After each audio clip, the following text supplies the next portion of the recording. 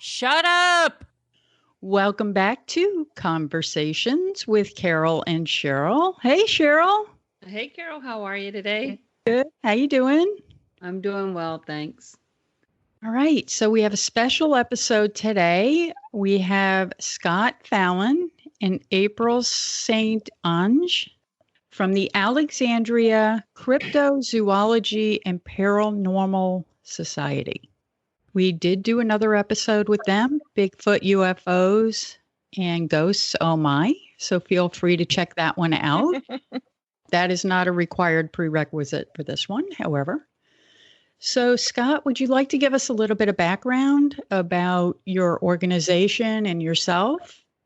Well, again, my name is Scott Fallon and co-founder and president of the Alexandria Cryptozoology and Paranormal Society.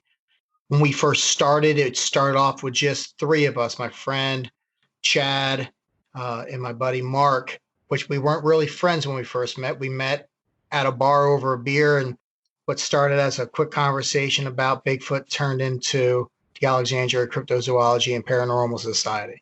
So we went from three people just who accidentally met each other to being in the Washington City paper. So going from 300 people then to about 1,500 people. And then we had a discussion with Cliff Barackman from the Finding Bigfoot show. And we went from about 2,000 people to 10,000. And now technically we're the largest cryptozoology and paranormal related organization in Mid-Atlantic with close to 20,000 followers, where we participate also in conferences, discussions, national conferences, as well as conferences and things such as public libraries even. And then we've been featured on ABC News, City Paper, all of the local Alexandria-related newspapers and magazines, etc. So again, as we discussed before, and people who missed the previous podcast, I will never say the word celebrity because that's the furthest thing from what we are. But people who certainly have a inkling for this topic know who we are, and as a result, we're approached fairly regularly with conversations and discussions and stories about that subject matter. Where can our listeners find you? The best place to find us is on Facebook. Bring up Alexandria Cryptozoology and Paranormal Society. Visit our page, like us, follow us, and feel free to shoot us instant messages. That's excellent. And I'll put links in our show notes. Thank you so much. Okay. April, you want to give us a little bit of background about yourself? So I met Scott within the last couple of years, and we started talking about his passion and his society. And I happen to have a passion for the paranormal. And so naturally, we started to talk about that and got lucky enough to do a paranormal investigation with Scott. And from there, he asked me to be part of his group. So I feel very, very lucky and honored to be part of it. It's been so much fun and so interesting so far. And that's how we got connected. Okay. So, April, do you have a story you can share with us? I have a lot of stories. I have a lot of encounters to share, but I want to start with one kind of deliberately that is very, very personal to me, but a little bit about myself to give it some context. My mom died when I was 1. And at the time, we were living in a small house in Cherry Hill, New Jersey. And when she passed away, my father had hired a caretaker for me and my older sister, and she would stay with us during the week and go home to the city, to New York on the weekends. And she and I shared a room during the week, and it was a small room. And not too long after my mom passed away, my dad remarried, and that woman moved into our home. They ended up divorcing a few years later. But the reason why this is all meaningful is because back in 2007, I contacted a medium. And 2007, there wasn't as much social media. It wasn't as easy to get online and find out everything about everyone. And I wasn't on MySpace or anything like that. I talked to this medium, and she told me the first person that she felt in terms of a presence was my mother. And she said, your mother, it's very, very important to your mother that you know that she has been there since the very beginning, from the start. She was there. She was there with you. And I thought, okay, well, that's nice. It's a nice message. But the medium went on to say she was always there. She was watching you. She was with you from the very beginning. She's going to send you proof of this on a Sunday. And I thought, okay. And I took a lot of notes, with this when I met with the medium, and I wrote down the Sunday bit and all of that. And then I went on and wasn't thinking about it as much. And then a couple of years later, when I had my second daughter, it became very important to me to research my history and my growing up. And I reached out to this woman that my dad had married. They had since divorced, and he had moved on to other marriages. I managed to get a hold of this woman that he was married to, and it wasn't easy to find her. She has changed her name, but I found her. And I was talking with her, and, it was a moment. I thanked her for taking care of me when I was so little. And she said that she didn't really, she didn't really have much to share with me, but I asked her because I was curious if she felt my mother's presence in that house that she had moved into after my mother died. And she said, oh, yes. She said she did not like me very much. I felt her watching me. But what was really interesting about it, what I thought was really interesting, is she told me about a specific time when she was in the kitchen and she felt my mother watching her. And she was so bothered by it because it was negative energy to her. That's how she experienced it, that she walked out the front door. And when she walked out the front door, she found that caretaker that I was telling you about sitting on the front stoop. And this woman said to her, "What's wrong? You seem rattled." And she said, "Well, you're going to think this is silly, but I feel Marcia in the house, and I feel like she's looking at me, and I feel like she's not happy with me." And this woman said, "Well, I want to show you something." And she brought this woman upstairs to the room that she shared with me. And she opened the closet. And in the closet were a few things. The mirror that was hanging on the wall, this woman had taken it down and put it in the closet. And also in there was a cross. We're a Jewish family, so that was her cross that she brought into the house. She put it in the closet. And she said the reason why she did that is because she woke up in the middle of the night and she saw clear as day my mother standing over the crib looking at me. And she, did all the things, make sure you're awake and all of that. And it was to her a very real experience of seeing my mother looking over me in the crib. So I was very moved by this, obviously. It's a very personal story.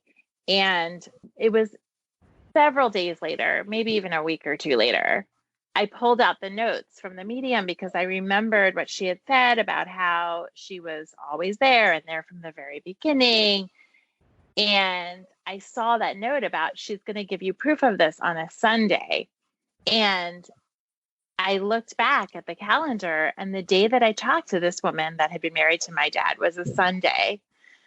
And for me, I already believed, so it wasn't like I needed to have this experience to believe in life after death. But to me, it was such a validation because when I called her, I wasn't thinking she was going to tell me, any stories. I knew she never met my mother, but I wasn't really looking for that. I was looking for her to answer other questions. But the fact that she gave me that was really powerful. It was just really, really powerful for me. Wow. So do you feel like your mom is still with you and watching over you, or has that faded?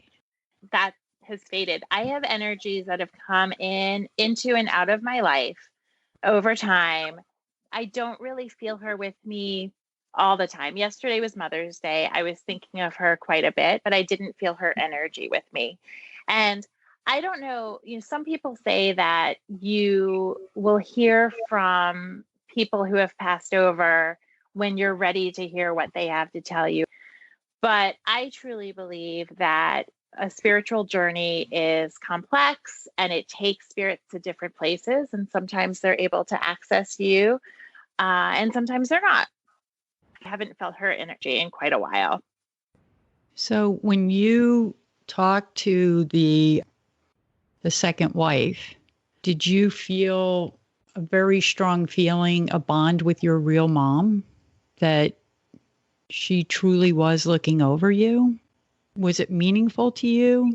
It was. I felt it makes sense to me. She passed away and she had a 4-year-old and a 1-year-old, and she was a young mom. She was 29 when she passed. So it makes sense to me that she would stay earthbound for a little while just to make sure that her children were okay. That there are all kinds of reasons why spirits stay behind, and that absolutely makes sense to me.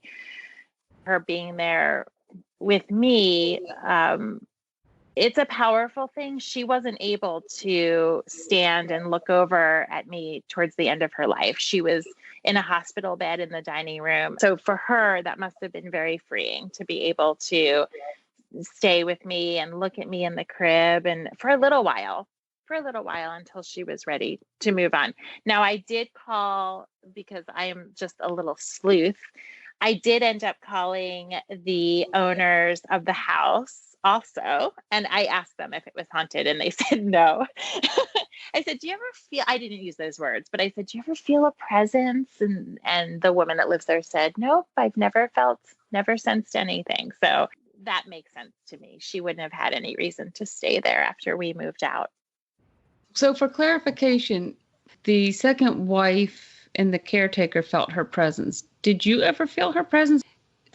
That's a really good question, and probably a topic for another podcast, because I didn't really consciously mourn my mom because I was so little. When I had my kids, I mourned for the first time. That's when I realized how much I had lost.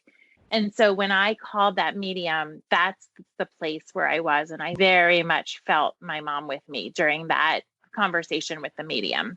When she came through and she said that she's always been with me, and she had some other messages. And that was the most I have felt her presence in my entire life. When you say feel somebody's presence, what is it that you feel? It really depends on the energy. So there was another experience I had where I had a family member who died suddenly. He was in his 40s. He was very healthy, very fit, and it was completely unexpected that he passed away. But he has a very protective energy. Particularly, he's protective over it's going to sound funny, but it's my dad's fourth wife who ended up adopting me when I was an adult. And it's her brother, and he's very, very, very protective of her. So there was an incident where she was in danger, and I was on the phone with her, and he comes through a lot through electricity. He is the only presence that comes through that way for me. He turned the lights in the dining room on and off, on and off, on and off many, many times. And my husband, who's very, he knows how electricity, he does electrical work and things like that, not for a living, but he knows how to do that. He was standing there staring like, what is happening? I mean, he immediately recognized it as, something paranormal happening. And the reason why he was doing that is because she was in danger, and I was telling her to get out of the situation. And he needed to make a statement like, yes, tell her to get out of the situation, do it. He was being supportive. He wanted to send a message because he felt so strongly about it. And it feels protective. I can feel that he's agitated, that he's angry, but not in a way that's scary. He's just being protective. Whereas when I felt my mother, she was being very loving and knowing and comforting. And my grandfather comes through quite a lot, and I know when it's him because his energy feels different. His energy feels more like empathetic and sensitive, and I literally feel it in my body. It's hard to explain. when you have an emotion, you probably feel it somewhere in your body. When you're scared, maybe you feel it up in your chest, like your upper chest. It's kind of like that. I can feel them. It's just different energy, and I feel it in different parts of my body. And I know just because of it's the same energies that have shown up for me throughout my life, I can tell who they are. Now, I have to say, when Scott and I were doing that paranormal investigation, those were new energies. Those were not energies that I had felt before. So that was different. That felt different to me than the ones that I'm familiar to me. April, did you ever talk to your dad about this? Did he feel the presence as well? So my dad and I don't talk. We don't have a relationship. That's another podcast too. I don't know if he ever felt her. I personally feel like he was haunted by her after losing her, but probably in a different way, probably in a way where he just needed to mourn. And I don't know that he felt her energy in that way. Okay. The spirits that you feel a presence, do you feel like when you're in a struggle, or if you're in a particularly loving situation with one of your own kids, do you feel like you can call them to you and ask for help or guidance? So I regularly ask my spirit guides for help. I regularly ask the universe for help. There are times when I will specifically ask my pop-up, my grandfather, for help. Or I've asked my mother for help, but like I said, I don't feel her energy as much. So I think that's more for myself than it is thinking that there's going to be some kind of guidance or support coming my way from it. Yes, I regularly ask. I'm a firm believer that if you put that kind of energy out there, your spirit guides will hear you and support you and lead you in the right direction. Whether you listen or not, that's something else. But I do firmly believe that. So tell me more about your spirit guides. Are these people that were in your life before, or are these guides that were appointed to you when you were born? My spirit guides have been with me. I think they've changed. I don't think they've been the same my whole life. I've always felt that there's some kind of presence protecting me.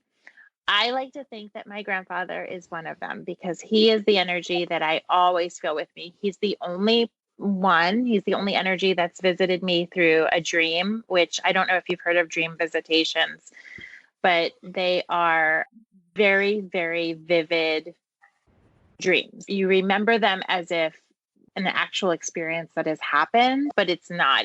And some energies can come to you when you're in a dream like state or in a dream state because you are more open or it's easier for them to access you. And he's the only one that has done that.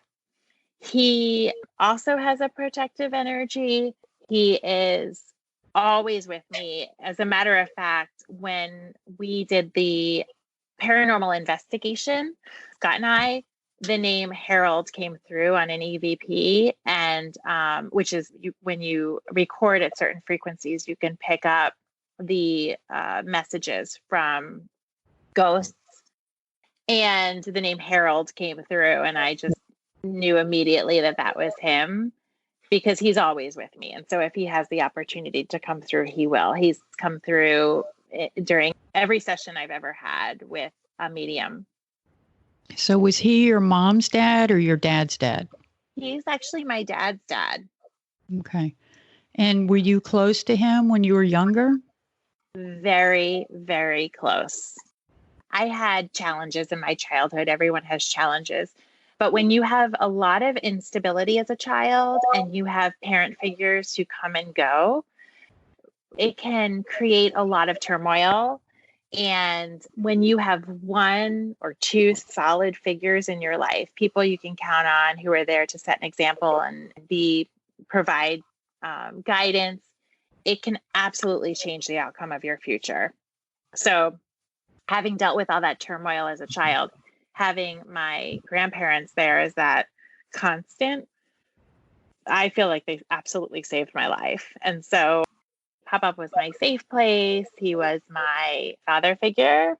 We were very, very close. Let me ask you this. I had a dream one time with my dad. It was really weird because it was vivid, like you said, and it was very real. And every time I talked about it for like, I don't know, the first, I don't know, maybe 6, 7 times I told somebody about it, I would literally start to cry. And people would say, oh, he visited you. Is that the case? So some questions. When you had the dream, you said it was very vivid. Can you remember all of the details of it as if it was okay? And did he have a message for you? We were just sitting in the kitchen and I was on a chair sitting and he was in front of the refrigerator. And then, well, it's fading, I guess, a little bit. But the thing that was, I don't know how he came over to me, but I remember hugging him and giving him a kiss, like on the neck. You know how you hug? And I gave him a kiss on the neck, and it was just so real. Did you feel, even though it sounds like he didn't speak to you, right? Was there maybe an unspoken message that he was giving you? Did you get a feeling from him that he was telling you something? No. Okay. And was it shortly after he passed away? No. Really? Yeah. Was there anything going on in your life at the time? Were you having a struggle or were you missing him for a particular reason? Well, I don't talk to some family members now after his death. So I don't know if he was just letting me know, he was there. I don't know if that has anything to do with it. I'm asking these questions just to piece together and see if there could have been some other reason why you were thinking of him, like you were looking at a photo album of him that night, but typically our dreams, they're difficult to hang on to or to remember. I mean, I don't know I'm sure you've all experienced this where you wake up and it's so clear what you dreamt and then you're up and brushing your teeth and you can't for the life of you remember what the dream was about. Visitations are very vivid and very real. They're like real experiences. You'll remember details that you wouldn't typically remember in a dream. It feels like you're really there with the person.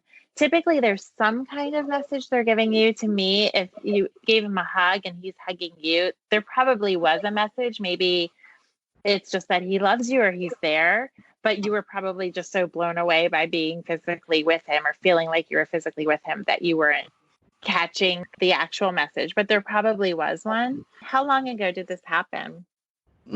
Probably 3 years ago now. Yeah. And you still remember it that vividly. Yeah. It certainly sounds like a visitation. Well, my dad passed. I got this like very comforting feel. I was like, oh, I don't have to go there to talk to him anymore. I can talk to him anywhere. So it was a very comforting feeling, like he's going to be with me always now. I just thought that was kind of odd because it was an extremely comforting feeling when he passed. It's not like I miss him because I feel like he's with me. I don't want to talk about my stories. I just thought that was weird. And I've often wondered if that was truly a visitation or not. It certainly sounds like one. And it sounds to me like it was. But that doubt is so natural. And we all do that. We all doubt our experiences.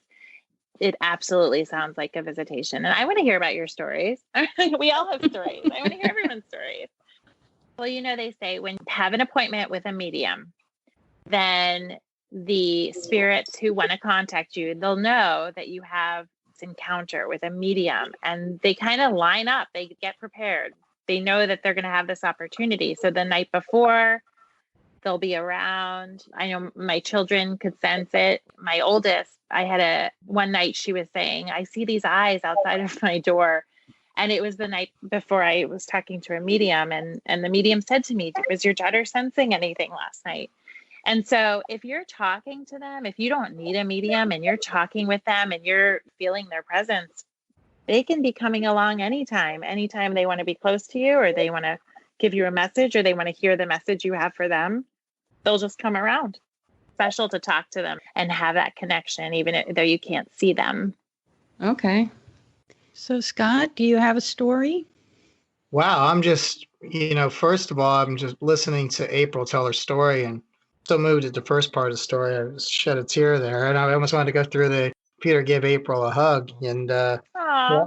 I think that speaks to, I can tell stories and, because when we even discussed this about, hey, we're going to come here and tell our stories, I was thinking of a few stories that really impacted me, experiences that impacted me. But I think what's really important here, you listen to April tell her story, and I think that speaks to what ACAPS is about. It's how did I meet Chad and Mark? It started over a beer, but then it became a personal story and someone else's personal story. And what a lot of people just kind of just scoff at and look at as a goof or yada, yada. It's a ghost story or a UFO, whatever. But when you have people that are your peers and people that you trust and ordinary people like myself, or like April, or like you two, really going out on a limb and putting themselves out there and telling something that's impacted their lives, it's really hard to just overlook it and say, oh, this is just junk science or this just didn't happen. And that's what I really find fascinating about the subject matter. We're putting a scientific method into the analysis of what's taking place. And that was what was really interesting about the investigation we did with the team that we had. Ordinary people come up and share similar stories what April talked about. They tell you about these things and it's, wait a second, and it stops you. And whether that's about something, psychic related, paranormal related, or UFO related, or cryptozoology related, stuff that can really move you. Have you experienced any presence? Not to the extent that April has.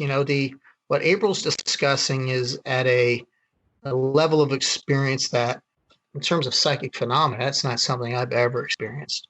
In terms of stories, I will say the 3 events that really got me into what I'm doing now in terms of the cryptozoology. My great-grandmother passed away when I was a young kid, and the handyman that used to work at our house, his name was Trent. And after she passed away, she died of cancer. It was a drawn-out death in her room. She lived with my grandparents. And him telling us he knew there was a presence in the house after she had passed away. And then him telling my dad and my mom, this is someone that we trusted, at least I trust as a little kid. You trust all of the grown-ups in your life and who your parents trust. But him telling us that at the bottom of the ladder while he was painting her room after my grandparents went away on vacation to mourn the death of my great-grandmother, him looking down and seeing my great-grandmother looking up at him and just being very peaceful. And, and that's something that really, stuck with me as a kid. Now, again, those are things of a stranger telling you stories. And that's something that stuck with me. And the reason that stuck with me is maybe a week after that, 2 weeks after this. And again, this is something you can say that, you can attribute this to a child's imagination. But my dad gave me mail to run up to the house to put in my grandparents' house and unlock the door and just drop it in the house like I did with a million other times. And then when I went to put the key in the door and tried to open the door, there was something pushing against the door. And then I could not get the door open. And then my dad yelled at me, "Scott, what are you doing?" And as soon as he yelled Scott, the door opened right up. And that was something that stuck with me. That was kind of a weird one. But again, that's one I can attribute to a child's imagination. Did that happen? I don't know. Another one that took place with me from a paranormal aspect was on Wolf Run Shoals in Clifton, Virginia. I was with my friend Sean.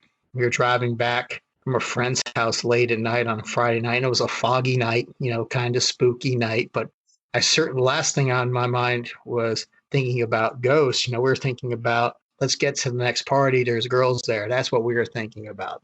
That's what you do in your high school. But we came around the corner on Wolf Run Shoals. And Sean will tell you the exact same story, which is kind of crazy. So came around a corner. There was a girl standing in the middle of the road, to the point we came around the corner fast. And I put my hands on the dashboard of the car to brace for impact. And we slammed the brakes and we screamed to a halt. And I was waiting to hear the boom. And we stopped and looked up, and there was nobody in the middle of the road. We looked at each other. What was that? How do we both see the exact same thing to the point where we're both reacting, your physical impulses, all of those things. But there was nothing there. So we just did what any other responsible person would do, is we took off, the, but the one, and I think I may have mentioned this in our previous podcast, but I used to, and Katie, who's an HR person who works at my company, and that's how I kind of became introduced to April. She and I used to do college recruiting together, and it's called By the Side of the Road Bed and Breakfast. Worked all day at James Madison. I was doing college recruiting. And in this particular instance, I certainly did stay at By the Side of the Road Bed and Breakfast because I intended, or I was hoping for, a ghostly encounter. But this was after a long day at work. I got home back to the By the Side of the Road like 9:30, 10 o'clock, and I was working on my laptop, laying in bed. And at this point, the last thing I'm thinking about is a ghost.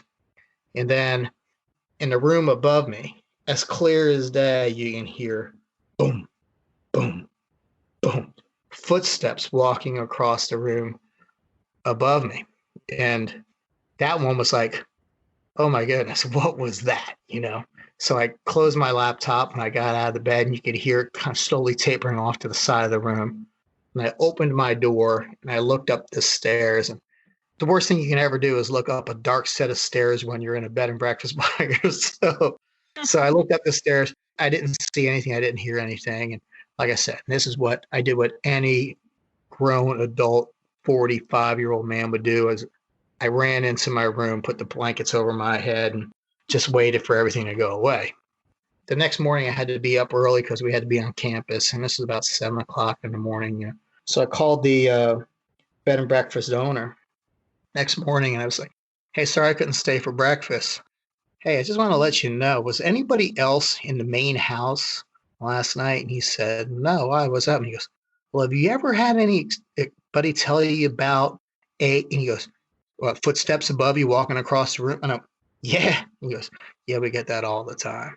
And I was like, whoa, that was one of those times where, again, personal experience where you're not looking for something like that happens, where, how do you explain that? And those are the types of things that, just really make you gravitate towards what we do. Staying at the bed and breakfast to see something, because a lot of those old bed and breakfasts, they have spirits or residual energy. I was at a bed and breakfast in Leesburg, and in the middle of the night, I saw a spirit walk right across the room, just slowly walk right across the room. And other people have experienced things in bed and breakfast, specifically in Leesburg. I know several of those places claim to have activity in them, but that's such a neat way to experience something, because you don't have that emotional connection. So it's completely different from the more personal experiences. What does that spirit look like when you say you see a spirit walking across the floor? He wasn't solid. I could see through him a bit, but he was a man, and I could see him clearly in terms of, he was wearing this blue pants, blue jacket. I could see his profile, and he had a hat on, and he was just walking straight across the bedroom. So he wasn't a shadow figure, and I didn't have to struggle to see him. He was clear as day that he was walking across the room. It was awesome. He wasn't scary at all. He was just a guy walking across the room. I want April to talk a little bit about the spirit guides who don't have our best interest in heart. I haven't had experiences with spirit guides who don't have your best interest at heart, but there are certainly spirits that you may encounter who have some kind of agenda. And that's where you really need to be careful, because they can disguise themselves as something familiar to you. And you can feel like that because of that familiarity, you can open yourself up more to that. Now, I have to say, things like poltergeists, these are extremely rare. Even spirits that can move objects, it takes an enormous amount of energy to move a physical object. Most often when a spirit is communicating with you, they need energy to communicate with you. So that's why sometimes you'll hear that the room gets cold. You'll get a chill because they're literally sucking all the heat out of the air just to be able to communicate with you. Or maybe they'll, communicate with you through electricity. Very, very strong spirit who can possess you or move objects, or like you see in the movies. It's not that that can't happen, but that is very rare. So yes, something coming through that wants to harm you, or not even harm you, but just, let's say, be more part of the physical world, and you're a vehicle and they see you as a vehicle for doing that. That's why I would warn people about using Ouija boards and things like that. You don't want to invite entities into your world that could be harmful. The spirits are all around us. So if you just open yourself up, you'll experience something. Everyone has spirit guides. There may not be people who have passed away with you all the time, but it's likely that you're having experiences. If you just open up your mind to them, you'll experience something. You don't need to invite something in, because that's where it gets a little bit dicey. And actually, the paranormal investigation we did, it's used as an Airbnb, and there was a photograph that someone had gotten a hold of. I don't know where it came from. Scott might know, of somebody in the house using a Ouija board. And luckily, it's not surprising because it's an old house. There's a graveyard there. It's an Airbnb. People probably have done seances or tried to do seances there. But I'm glad it was later in the night that I saw that, because it's just a little bit, you have to be careful with what you invite in. And certainly something strong enough to move some furniture is not something to take lightly. So when you open yourself up, do you lay down before you go to bed at night and say, okay, I'm ready, come visit? How do you open yourself up? That's a good question. I mean, there have certainly been times in my life where I've been struggling with something or a decision I need to make or whatnot. And so I ask for my spirit guides, or I ask my pop-up or my mother or my grandmother or my other set of grandparents. I've lost a lot of people. I ask people to come forward and just give me guidance. And then I pay attention. But then there are also just times during the day where I'll feel a presence, and instead of, there was a time in my life where I would explain it away, but I just don't do that anymore. So I'm just open to it, and I pay attention and I perk up. What am I smelling? What am I seeing? What am I feeling? Because that's just a way of letting them in. And I never want to turn my pop-up away, or my Nana away, or my mother away. I mean, just think of if they were there physically. You wouldn't do that. You wouldn't be dismissive. You love them, so you're going to be open to them, and it's really the same thing. Okay. So what if somebody needed help interpreting a visitation or a feeling? Could they call you guys? Absolutely. I think that's an idea, and people have done that. And again, this is an area, and here you go, people are going to, maybe some parts of your audience will scoff at this, but this is why the science is being conducted. There's so much there that's still not known. However, there are people that have experienced more than others. And, you always look to someone who's had a personal experience. So maybe what you're experiencing, maybe what you're finding out isn't that unusual after all. And there are people out there who aren't just going to discount it and laugh at you and say, oh, you're crazy. We would love to hear about personal experiences that individuals are having. It's great to talk through it. It's not that we can prove it or disprove it, but we can certainly create awareness, and they create awareness for us. So it's all a learning and growing. It's called paranormal for a reason. Cheryl, did you have any other thoughts or comments? No, if I do, I'll reach out to them at their Facebook page and ask them questions. This was wonderful. I truly enjoyed your story, April. I don't think it's extraordinary. I'm a mom, and I have a mom who's passed away. And I think that mother's love is so strong, and a father's love too. Cheryl, your story about your dad. I'm not surprised that those people that loved us so deeply do come back through some kind of energy to let us know that we're still loved and we're being looked over. That makes me feel safe in the world, but I guess when you were sharing it, I didn't think it was extraordinary because of my love for my kids. I'm always looking out for them and watching over them, even though I can't see them every minute. Although I'd love to be that control freak that I could do that, but that's not reality. And Scott, thank you so much for sharing your experience.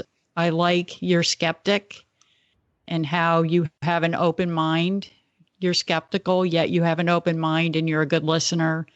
Even though you don't have the answers or a complete solution for something that you heard, you don't just poo-poo it either.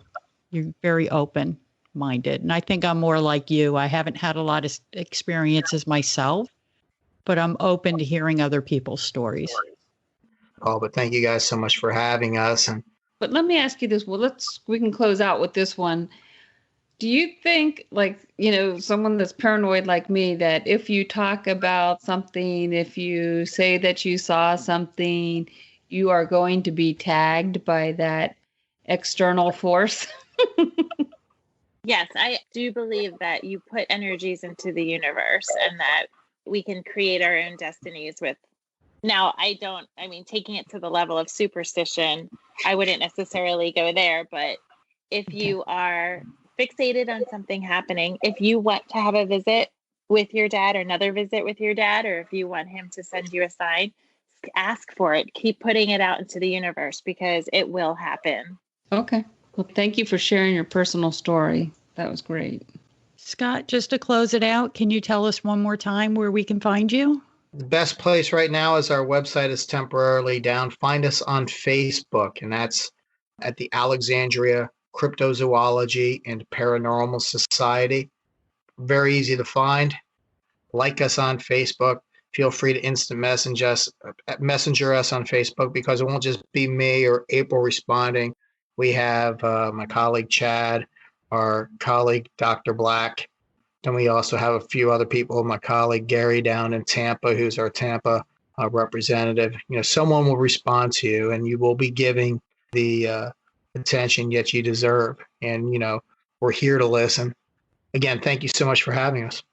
Thank you, Scott. Thank you, April. Thank you, Cheryl. Thank you. Thank All you right. all. Take care, everybody.